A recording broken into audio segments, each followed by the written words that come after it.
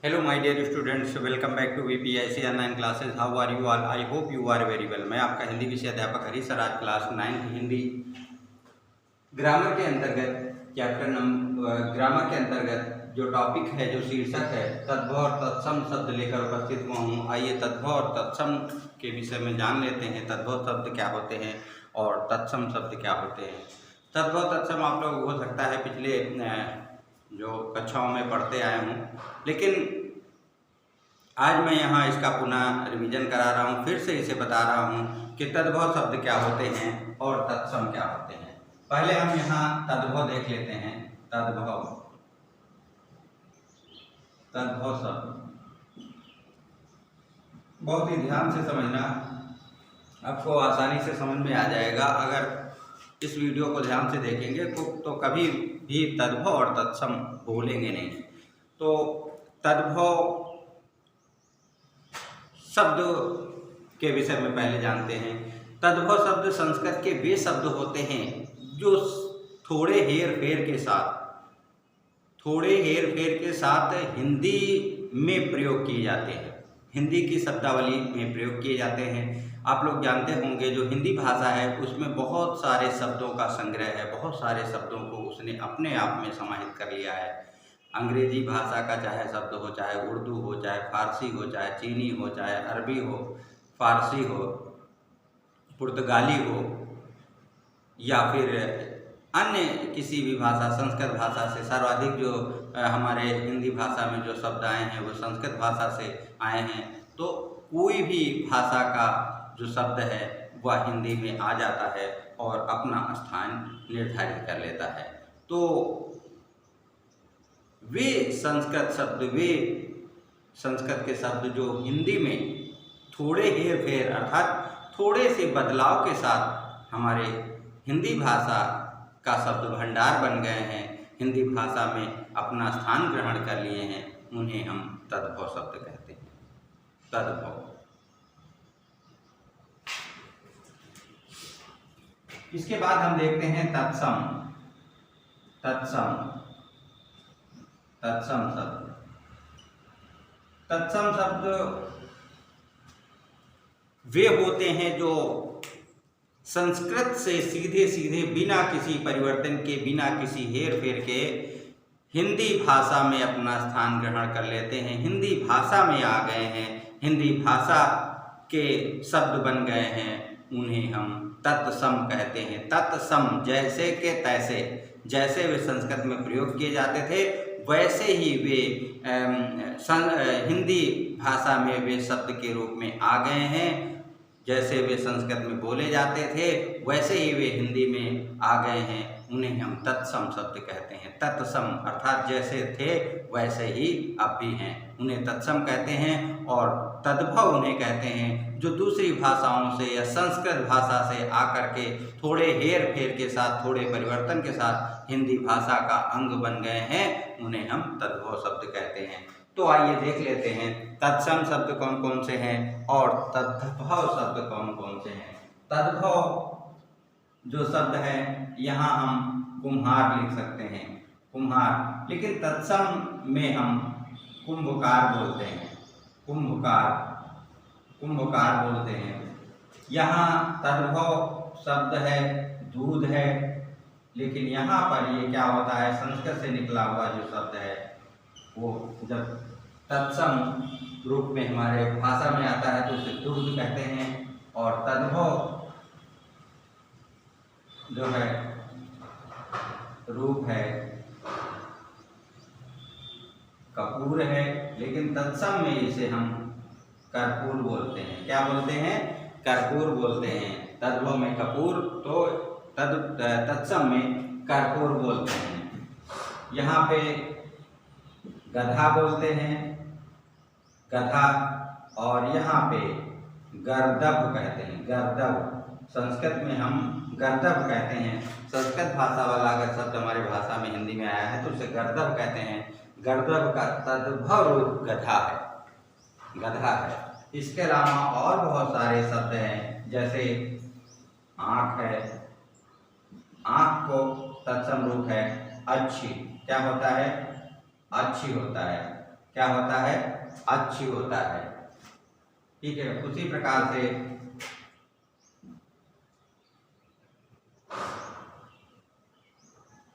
आंसू, आंसू, आंसू को हम तत्सम रूप में अश्रु लिखते हैं। क्या लिखते हैं, अश्रु।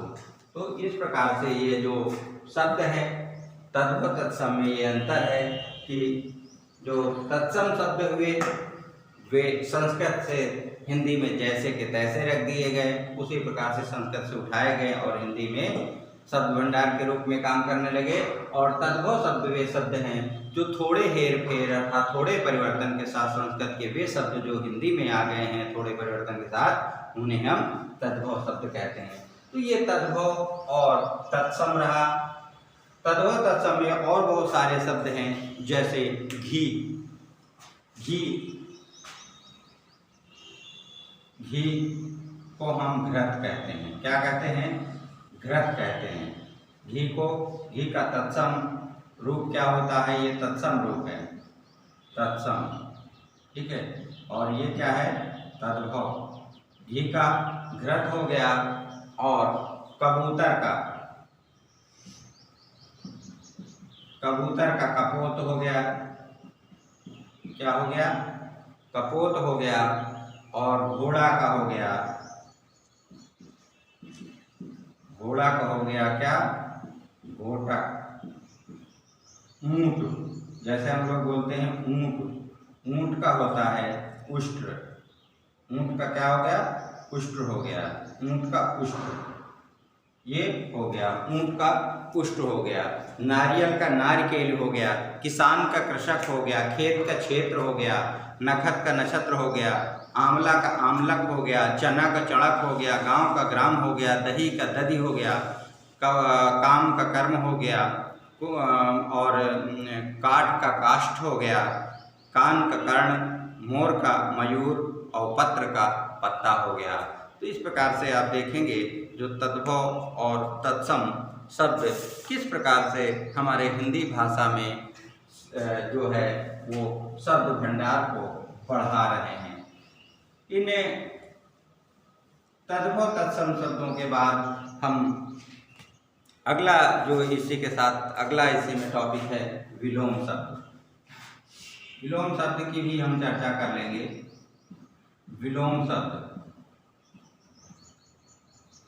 विलोम शब्द आप लोग भी बहुत छोटे से क्लास 2-3 से ही पढ़ते चले आए हो कि विलोम शब्द क्या होते हैं, विलोम शब्द कौन कौन से होते हैं, किसी शब्द का विलोम, विलोम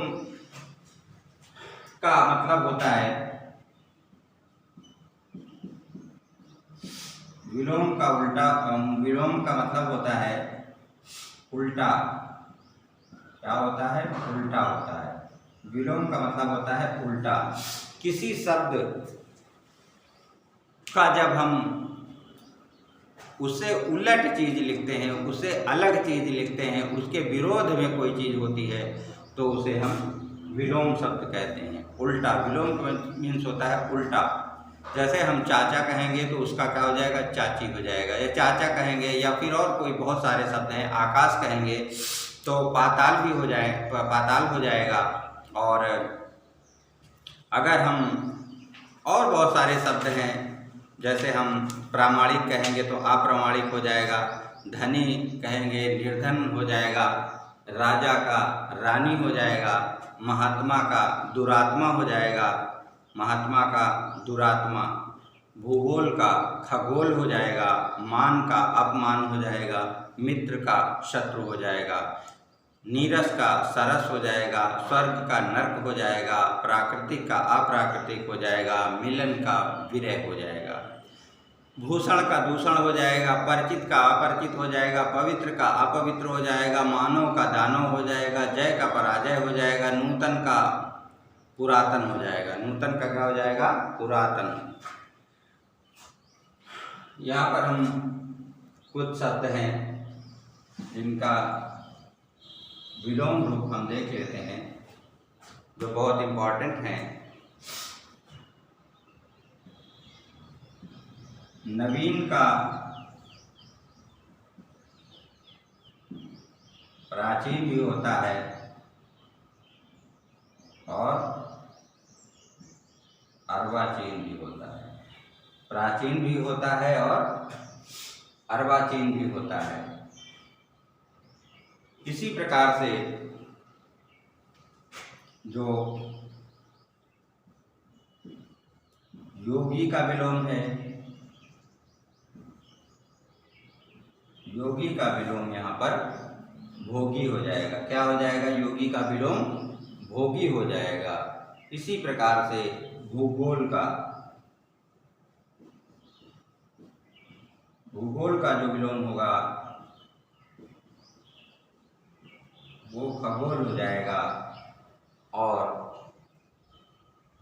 निर्दय का हो जाएगा,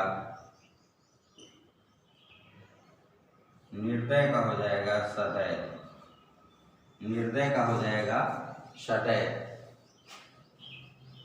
और स्वाधीन का हो जाएगा, स्वाधीन का विलोम पराधीन हो जाएगा।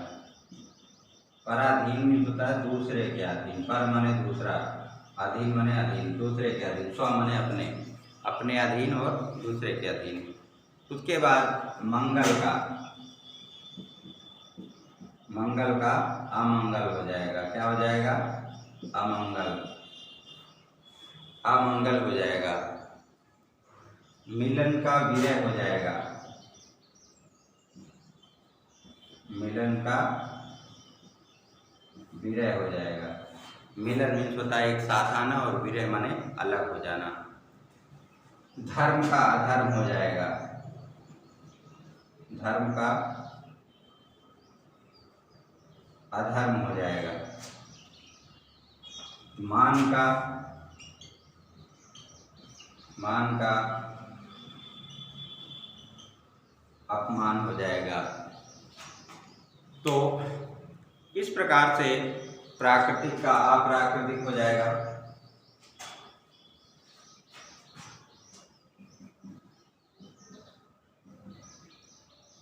प्राकृतिक का अप्राकृतिक, प्राकृतिक का अप्राकृतिक हो जाएगा। और नीति, नीति का अनीति,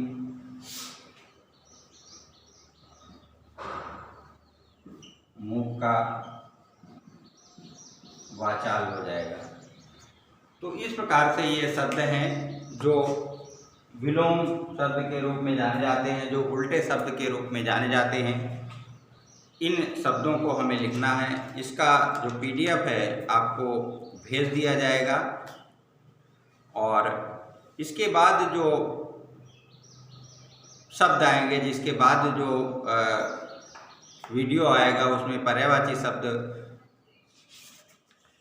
का वीडियो आएगा, जिसमें पर्यायवाची शब्द पर चर्चा की जाएगी। पर्यायवाची शब्द क्या होते हैं, पर्यायवाची शब्द कौन कौन से होते हैं, जो आपके पाठ्यक्रम के लिए आपके पाठ्यक्रम में रखे गए हैं, जो बहुत ही महत्वपूर्ण है, उनके विषय में चर्चा की जाएगी। और आज इस वीडियो में जो विलोम शब्द के साथ यहीं पर इसका समापन करेंगे। और हिंदी काव्य में आप लोग ध्यान से सुन लीजिए। हिंदी काव्य के अंतर्गत जो भी चैप्टर आपको भेजे जाएंगे, अब इस वीडियो के पहले जो भी चैप्टर आपको भेजे जाएंगे, उसमें आप लोग ये ध्यान रखिएगा कि किसी भी जो आपके यहाँ पहला जो पाठ है साखी है, साखी में दोहे हैं, कबीरदास जी के दोहे हैं, जो साखी के रूप में हम जानते हैं। उनकी रचना है, उनके बीजक का एक भाग है, जिसमें साखियों की व्याख्या की गई है। एक साखी के अंतर्गत सबसे पहले उसका संदर्भ दिया गया है, जो अभी तक आपने पिछले कक्षाओं में कभी नहीं पढ़ा होगा।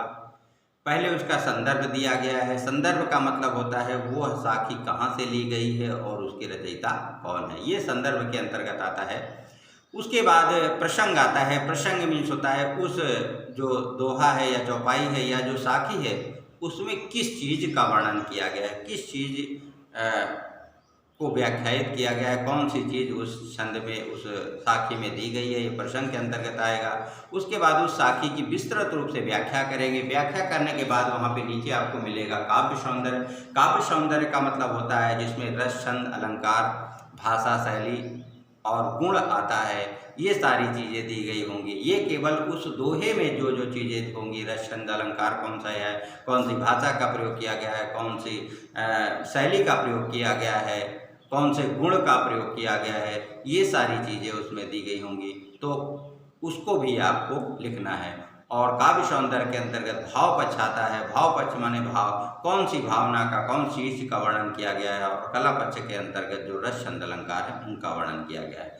और हाँ, कहीं कहीं आप लोग देखे होंगे पहले संदर्भ के बाद उस अगले संदर्भ में लिख दिया गया है पूर्ववत। पूर्ववत का मतलब होता है पहले जैसा। जो पहले वाला संदर्भ था, पहले जो साखी में संदर्भ लिखा गया है, वही अन्य साखियों का भी संदर्भ होगा, क्योंकि साखियाँ उसी पाठ से और उसी लेखक की साखियाँ हैं, तो वहाँ पर बार बार संदर्भ ना लिख करके वहाँ पे पूर्ववत लिख दिया गया है। पूर्ववत का मतलब ही होता है पहले जैसा। संदर्भ जो है वो पहले जैसा ही आपको लिखना है। पूर्ववत का मतलब ये होता है। और भी कोई आपकी समस्या हो तो आप प्रातः 10 बजे से 11 बजे के मध्य आप ग्रुप में डिस्कस कर सकते हैं, पर चर्चा कर सकते हैं, जिसका समाधान आपको तत्काल दिया जाएगा। तो मिलते हैं नेक्स्ट वीडियो में पर्यायवाची शब्द लेकर। तब तक के लिए थैंक यू वेरी मच।